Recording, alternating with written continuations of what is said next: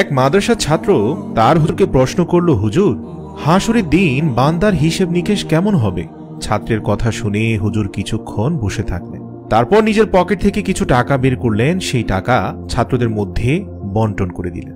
একজনকে দিলেন 100 টাকা, আরেকজনকে দিলেন 75 টাকা, তৃতীয় জনকে দিলেন 50 টাকা, চতুর্থ জনকে দিলেন 25 টাকা, পঞ্চম জনকে দিলেন 10 টাকা, ষষ্ঠ জনকে দিলেন 5 টাকা। এভাবে যেই ছাত্রটি প্রশ্ন করেছে তাকে দিলেন মাত্র 1 টাকা।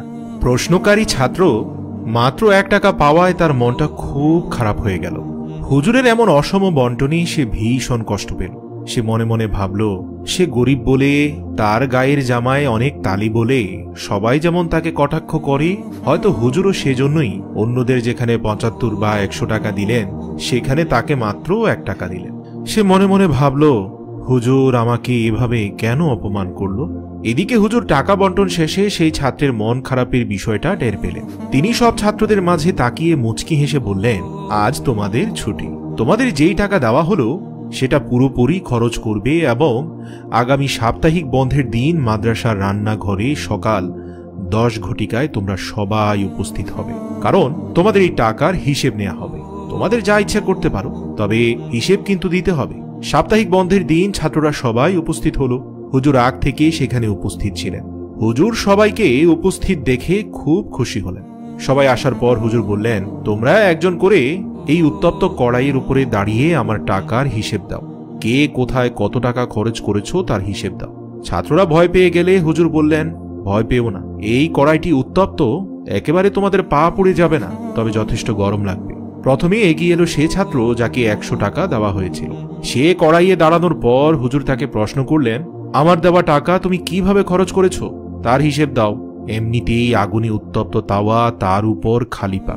ছাত্র 1 পা নামায় আর 1 পা তুলে, এভাবে অনেক কষ্টে তাওয়ায় দাঁড়িয়ে হিসেব দিতে লাগলো।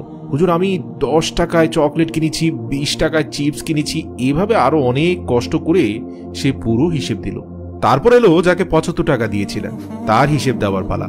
এভাবে ধারাবাহিকভাবে সবাই নিজেদের টাকা খরচের হিসেব উত্তপ্ত কড়াইয়ে দাঁড়িয়ে দিয়ে দিল। সবার শেষে সে ছাত্র এলো যাকে মাত্র 1টি টাকা দেওয়া হয়েছিল। সে হাসি মুখে দৌড়ে এসে তাওয়াতে 1 পা দেওয়ার আগেই বলে ফেলল, হুজুর 1 টাকা দিয়ে একটি চকলেট কিনেছি। হিসেব দিয়ে হুজুরের সামনে দাঁড়ালো সে। বাকিরা যখন পোড়া পায়ে পানি ঢালছে তখন সে দাঁড়িয়ে হাসছে। তখন হুজুর গুরু গম্ভীরভাবে বললেন, এই হলো হাসরের মাঠের হিসেবের একটি নমুনা। যার ক্ষমতা ও সম্পদ যত বেশি তার হিসেবও তত বেশি, যার ক্ষমতা ও সম্পদ যত কম তার হিসেবও তত সহজ এবং কম। প্রিয় দর্শক, হাসরের ময়দানের বর্ণনা দিতে গিয়ে মহানবী সাল্লাল্লাহু আলাইহি ওয়াসাল্লাম বলেন, কিয়ামতের দিন মানবজাতিকে শ্বেত মিশ্রিত এমন এক সমতল ভূমিতে একত্র করা হবে যেন তা পরিচ্ছন্ন আটার রুটির মতো। ওই জমিনে কারো বাড়িঘরের কোনো চিহ্নই থাকবে না।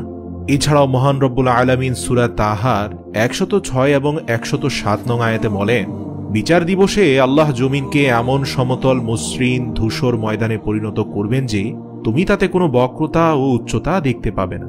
রাসূল সাল্লাল্লাহু আলাইহি ওয়াসাল্লাম বলেন, কিয়ামতের দিনটি প্রচণ্ড উত্তপ্ত থাকবে। তিনি বলেন, বিচার দিবসে সূর্যকে মানুষের কাছে আনা হবে, তা হবে তাদের থেকে 1 ফারসাখ অর্থাৎ 3 মাইল দূরত্বের সমান। ব্যক্তির আমল অনুযায়ী ঘামের মধ্যে অবস্থান করবে। কারো ঘাম হবে টাকনু সমান, কেউ আবার হাঁটু সমান ঘামের মধ্যে ডুবে থাকবে। অধিক পাপ করার কারণে কারো আবার কোমর সমান ঘামের মধ্যে ডুবে থাকতে হবে। পাপে জর্জরিত হয়ে যারা নিজেদের চোখকে অন্ধ করে ফেলেছে তারা তো মুখ সমান ঘামের মধ্যে ডুবে থাকবে। হে আল্লাহ, আপনি আমাদের হিসাবকে সহজ করে দিন, আমিন। মনে রাখবেন, আমরা শুধু গল্প শোনাচ্ছি না, আলোর পথ দেখাচ্ছি। আলোর পথের একটি ভিডিও শেয়ার করার মানে হচ্ছে আপনিও আলোর পথ দেখাচ্ছেন।